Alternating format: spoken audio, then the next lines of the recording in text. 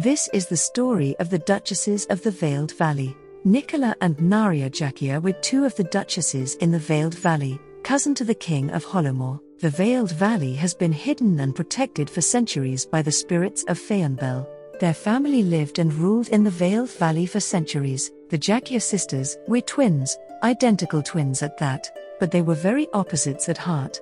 Nicola loved everything purple and flowery and beautiful dresses, while Naria loved everything blue. She loved books and studying the outdoors. They were very similar, but these things made them stand apart. Both girls had house fairies that helped them with their day-to-day chores. Even though the girls were very different, they were always together. They ate together, read together, and went to the garden together. When their parents decided they had come to the age where they could live in their castle on the property, their mother and father made one side of the castle blue and the other side purple. The only thing conjoining was the kitchen. Nicola had a purple room with a wonderful garden view, while Naria had a blue room with the same view. Most people loved the Duchesses and their families. Most people had no issue with the way their family ruled. Soon people started to become jealous of the Duchesses and their family. A small village near the Veiled Valley is filled with witches, some good and some bad. Deep in the forest stood a castle. In this castle lived Ulva Shadowhand.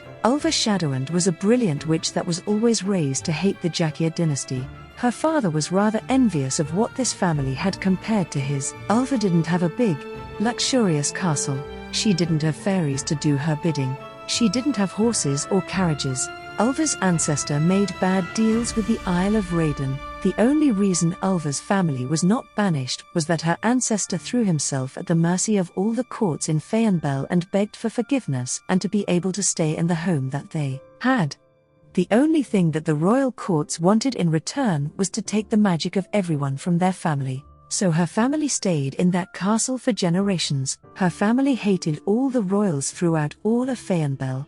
Ulva was the last of her family. She was struggling with money and had no magical powers to help her. One day she looked out her window while eating breakfast and saw the twin Duchesses' castle. At that moment, she decided to get her revenge on the royal courts that destroyed her family by taking it out on them, Jackias. She went into her library and found a book of curses. She had no physical magic, so curses would do just right for what she needed to get done. She entered the forest, found her family's old cauldron, and began adding potions and powders and whispered magical words as she stirred this cursed potion. In the end, she quietly said, "Take these spoiled Duchesses out of our realm, for they have harmed my family." She then put the final touches on the cursed potion and said, "May the Ethi be ever restored." At that moment, lights and sparks shot out of the cauldron. They headed straight for the twin Duchesses' castle.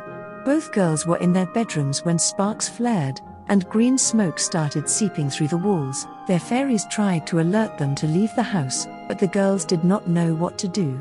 As Nicola rushed out of the room, she banged on her sister's door and yelled, "Get out!" Something was happening as Naria was running out. She looked in the mirror and saw a familiar face. She saw Ulva's face and her magical mirror. She ran out the door and onto the castle's front lawn as she and her sister held each other scared and crying. She whispered to her sister that she knew who did this. She told her sister it was Ulva Shadowhand from the village down the way. Both girls knew their families greatly hated each other, but she didn't expect Ulva to do something like this. When the three girls were young, they used to be friends. They used to meet in secret and play after school. When their parents found out what was happening, they were no longer allowed to see each other, and Ulva's father tried to brainwash her into believing that their family did nothing wrong, and the royal courts and all associated with them were horrible people. The girls were feeling faint, and they knew that their time was coming to an end with their last breaths. They sent a magic spell to teach Ulva a great lesson. They sent this spell to send their spirits to her home and remind her of their friendship instead of the hate her father taught her. Days later, after the announcement of the attack on the two Duchesses, Ulva had great satisfaction with what she did. She was proud that she did that to the Duchesses. That night, Ulva went to sleep and tossed and turned all night. She had these dreams of her past.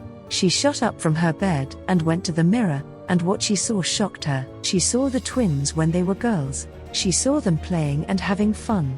She saw her in front of her old castle, alone with no friends. At that moment, She collapsed to her knees and cried. She realized what she had done and instantly was filled with horror and regret. She spent all night thinking of how she could make it up to the Jackiers, but she knew there was nothing she could do. She packed her bags and walked to the twin duchesses' family home. She knocked on the door. The father answered. She explained what happened and begged for forgiveness but understood if none would be given.